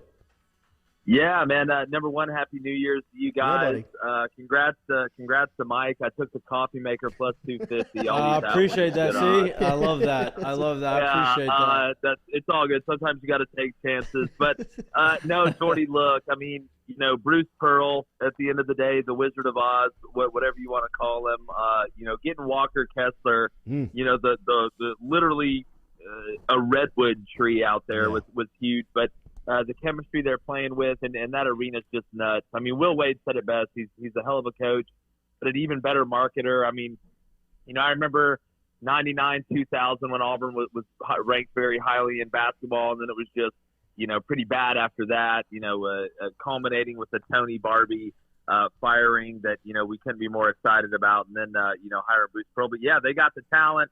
Basketball, you never know. LSU's going to be fine. I think they're going to beat Kentucky.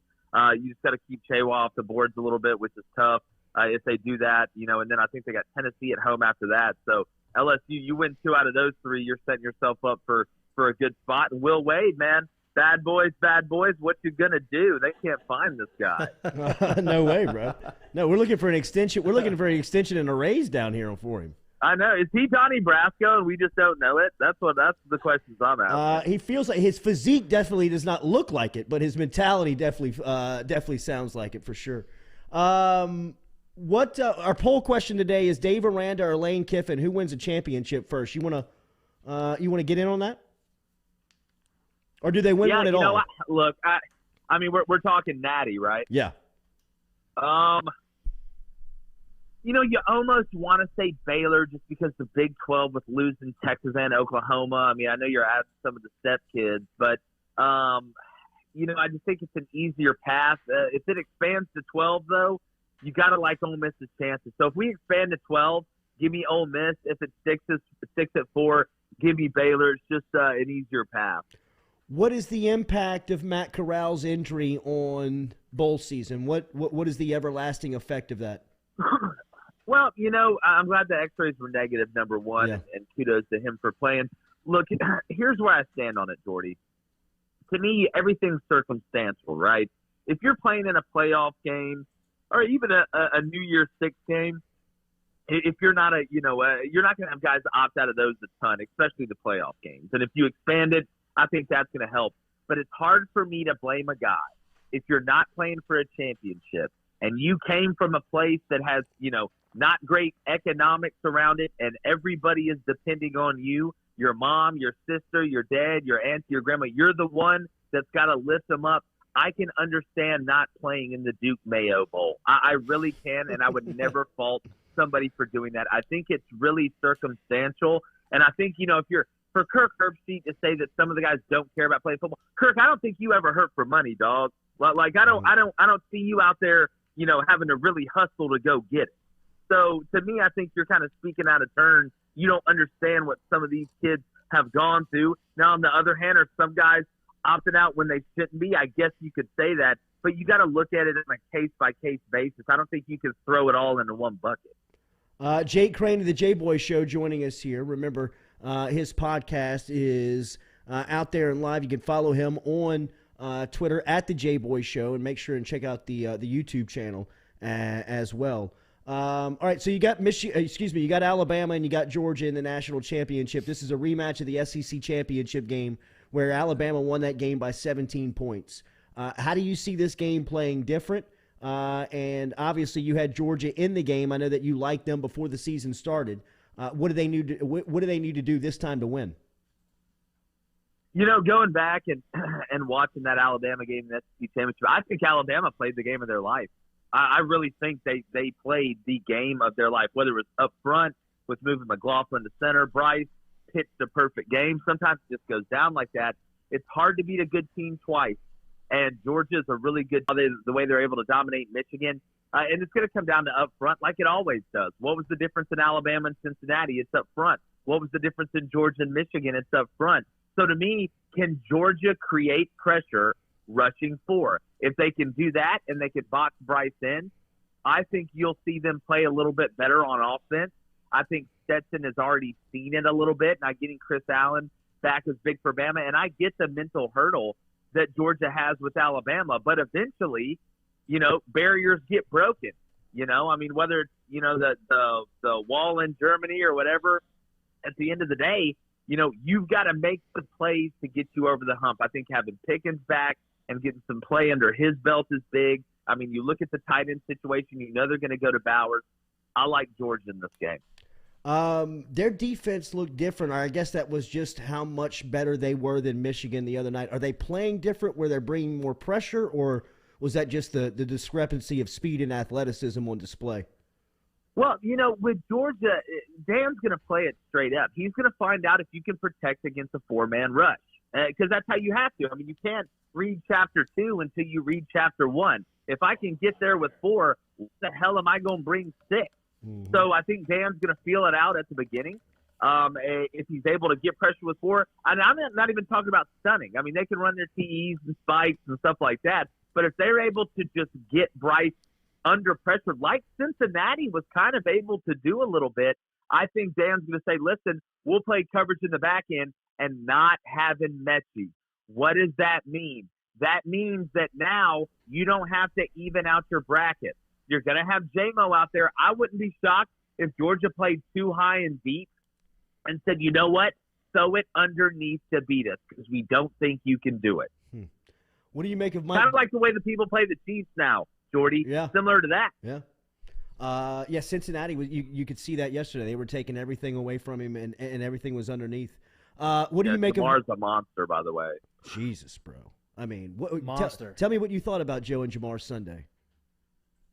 I mean, look, man, at the end of the day, there's people that are from planet Earth, and then there's people that are from State of New Orleans. 4. And I'm a firm believer in Jamar Chase and Joe Burrow were dropped off here by aliens years ago and have just been hiding in the caves waiting to come out. And watching, Joey B, watching him do his thing is one thing.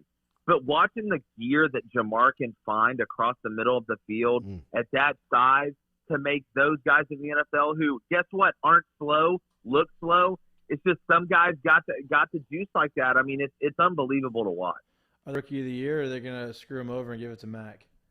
If they don't give him Rookie of the Year, well, you know what? I say that. I mean, Will Anderson wasn't in New York. I mean, you didn't give, at the end of the day, the award system's kind of funny, but if he doesn't win Rookie of the Year, it's broke. Mm-hmm. Yeah. I agree. If he's not all pro, it might be broke. He's a top 5 receiver in the league. I know. Also, is Joe Burrow comeback player of the year? Talk about Moxie and all this other stuff, but the dude is a soldier. I mean, he will stay in there and take a hit. He's just got that dog about him. Some of them have it, some of them don't, and he's got it. What do you make of Mike Denbrock? What do you know about Mike Denbrock, and how do you believe he will fit with Brian Kelly as the offensive coordinator down here in Baton Rouge? Yeah, I think he's going to be great. I think LSU fans that are judging him off a game where they were obviously outmatched is asking too much. I would hate to come and judge you off one day of work against the best person that's on the other side of your job. It probably wouldn't look great. You got to look at the body of work, what he was able to do with Desmond Ridder, the way they were able to mix in the run and pass, something you have to be able to do in the SEC. Balance keeps you on the beam. He's got experience. He won't be intimidated. And I think it was a great hire. Right? And I think it shows you kind of the way Brian Kelly is going with this thing. He's not going for the flashy, super sexy name. He's going to go for the name that's going to get it done, that understand what he wants. And I think Mike's a great choice. Jake Crain of the JBoy Show joining us here on the Jordy Culotta Show. Remember, as we said, follow JBoy on Twitter, as you can find him at the JBoy Show on social media, and make sure that you are subscribed to his YouTube channel. What do you expect from LSU tomorrow night, Jake? They've got 38 scholarship players on the depth chart right now, which is just it's really difficult to do. I mean, it is hard without NCAA sanctions to get to a place like that in college football. What do you expect to see from LSU tomorrow night when they take the field versus Kansas State? Yeah, it's almost impressive. I wonder if Zeb Nolan's going to transfer to be able to play in this one. But, when I look at it, the first thing I think about is special teams. Everybody thinks about just offense and defense, but you got to get 11 out there for punt return, for kickoff return, for hands team, for onside recover. For extra point, field goal, all that stuff. So I think that's where you stretch yourself thin and you start losing not only bodies, but body types. I mean, you don't want wide receivers out there, basically at your fullback position or center position, as we called it, on the kickoff return team. But, yeah, getting to that point, it just shows, Brian Kelly's got a lot of room to be able to add guys. And I know some guys are out for COVID protocol and all this, that, and the other. But no, it's going to be interesting, and you've got to start finding ways to kind of, rob Peter to pay Paul, which isn't a good situation. Jake, unless you're Paul. Right. What do you make of this Texas A&M recruiting class? Look, I know LSU fans don't love Texas A&M, and Texas A&M fans don't love LSU, but you got to show nothing but respect. The highest ranked class in the history of the world, and Nick Saban and Kirby Smart are Kubla Khan and Genghis Khan out there. So to be able to overtake those two, I think shows you, number one, how important NIL is, and how really good of a recruiting staff that they have to be able to keep some of those guys. And look, you want to win, have the best players. It comes down to recruiting, development, and culture. A&M seems to be able to develop guys and has a good culture so far. I think you're going to see A&M start to sneak into that category with Alabama and Georgia from a talent standpoint, and look at the linemen that they're getting. That is the quickest way to bridge the gap between Georgia and Alabama, is to get your lines right. And I'm not talking about it being an actor. Or a dealer. John Trey Kirkland looks like he's going to. John Trey Kirkland. Or an actor that's dealing. Johnny Depp. John Trey Kirkland looks like he's going to play Downey. quarterback for LSU. Do you know anything about that? And what do you make of LSU having to slide a wide receiver to play quarterback? Well, I watched Kentucky do it for about 6 years. Mm-hmm. Look, at the end of the day, you kind of just got to do what you got to do. I mean, they're going to get creative. Sometimes it can be a little fun because, again, everybody knows you have 38 players. You're kind of playing with house money. It's funny because Kansas State is kind of similar in what they've done, at the quarterback position, having guys that are kind of more runners than passers. What I'm very interested to see is all the motions, all the formations, and then what you do in the red zone. But I do expect to jump past at some point. You were very close to the Auburn program. Now that year one is in the books with Brian Harsin, what do you think the future looks like under his direction? Well, it better not be 6 and 7 again. Mm-hmm. You lost a lot of games down the stretch. TJ Finley is not the answer. And I've said this on this show. I've said this. I've watched him take snaps at LSU. I've watched him take snaps at Auburn. I'm not saying he's a bad person or a bad kid. He just can't do it at this level. He's an FCS quarterback, maybe Sun Belt. He just can't go through his progressions. He's not able to run. He's not the guy. They've got to go get somebody in the portal, whether it's Caleb Williams, whether it's, Shane Falco. They got to go get somebody because TJ Finley cannot do it at this level. He's not an SEC quarterback. And then the offensive line, they did get Braden Joyner, the number one center for the 2023 class yesterday. Right. That's where you are going to have to make moves. They're getting Owen Papo back, Derek Hall back, Kobe Wooden back. A lot of talented guys on that defensive line. If they can get the offensive line right, I think you'll see an 8 to 9 win season next year. But at the end of the day, you got to win games, and you got to beat Bama, and you got to beat Georgia, and that's what's going to either he's going to sink or float on that. I like Willie Beeman over Shane Falco. Who is the best? Listen, I love a dual threat. Yeah, I like me some. He learned a lot that season. Now Willie Beeman would be my guy, I think. Steaming. Yeah, well, especially we just get Al Pacino to go in and tell that. Yeah, Mama's ringing the dinner bell. I've made every mistake a grown man can make. You fight for that inch. Yeah. You going to Indy? Man, I'm not. I'm not huge on going to the game. Just because I did it for 9 years. I know what's going down. But I like to be able to, after the game's over, good, bad, or indifferent, go to my fridge and get a beer or go to my bathroom. I ain't got to worry about getting out of my own driveway. I enjoy tailgating more than anything. Yeah, oh yeah. That's the move. Enjoy it, bro. Have a great start to 2022. Thanks for stopping by this morning. We'll be talking again soon. Anytime, brother. Appreciate y'all. You got it, man. There is Jake Crain of the JBoy Show checking in here on this Monday morning, giving us the latest insight on college football and his thoughts of a SEC title rematch. He said Georgia was going to win it back in July. He steadfast stayed on that take throughout college football season, and here we are. Dogs are going to have a chance to win a national championship for the first time since 1980. 40 years, I said 40? Wow. What makes you think that this game would be any different than the last? I do. Well, I mean, isn't that what football is? I mean, you cannot take the same plan to a game that you got whooped on, and they were almost allowing Bryce Young to sit back there and kind of throw the ball down the field. And when you watch Georgia play, especially the way that they did on Saturday night, now I know that they were extremely better athletically and physically than Michigan was, and it was clear. And they will not have that advantage come January 12th versus Alabama.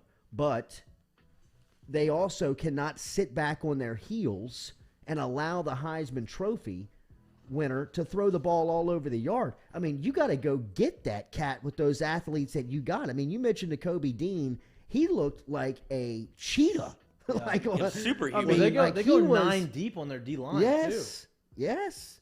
But Alabama does the thing where they don't let you get those people in. They start going fast, and you can't sub. And they seem to have Georgia's number. Look, I understand that that's. I think that it's more Nick Saban has Kirby Smart's head. It's a lot of Tom Brady and Sean Payton. I mean? Like, it's like I just got like Sean Payton just Kirby, has his number. Like Kirby Smart, take him. Like guy's a lunatic. Yeah, I've been waiting for this since you took the job.